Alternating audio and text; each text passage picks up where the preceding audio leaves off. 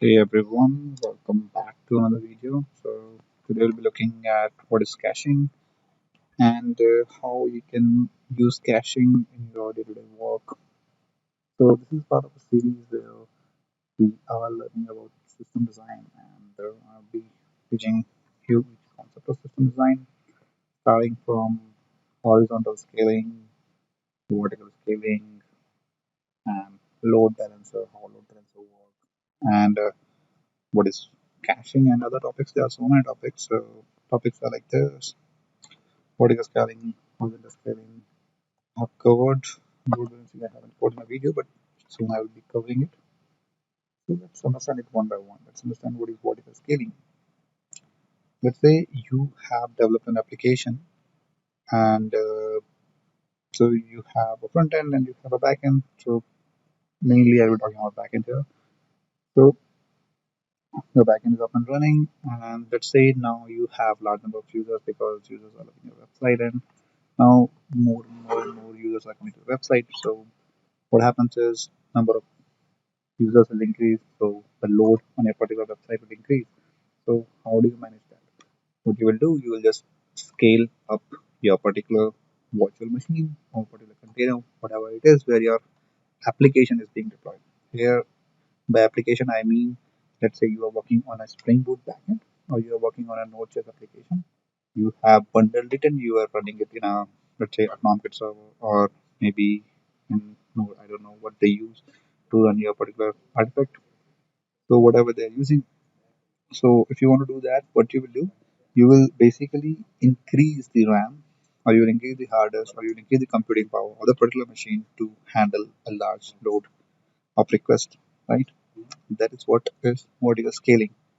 Okay, so you basically scale up the particular machine. So what is the downside of this? The downside is you cannot infinitely scale your system here because what will happen is you scale. There is a physical limitation, right? How big a machine can be. Let's say our RAM is 64, 128, 256 GB RAM is there, but you cannot go beyond that, right? There must be some kind of hardware limitation. That's where the horizontal scaling comes in. So in horizontal scaling, what you do, let's say you have an application and it is running on one server. So what you will do, you will deploy a particular application in multiple different nodes. Now you don't have like a one instance of the particular machine. You will have five instances of that same machine. Isn't that cool, man? You can scale horizontally and you can have n number of machines. But the issue here is with data consistency and how you will handle those requests because earlier what was happening is whatever the request coming to the from the client to the backend, what was happening is you will have just one server, you to give the request there, no problem, right? But now the issue is the request comes and it has to be redirected to one of the servers. Let's say you have let's say three servers. Let's say you have three backend servers and you have to route your request to one of the three backend servers. So how do you do it? So you use some kind of thing which is called as load balancer. So load balancer can be of physical type, can be of local documentation, scalability, scaling. So these are we can also look into this. These are some of you can say horizontal scaling and vertical scaling and where we have to use what.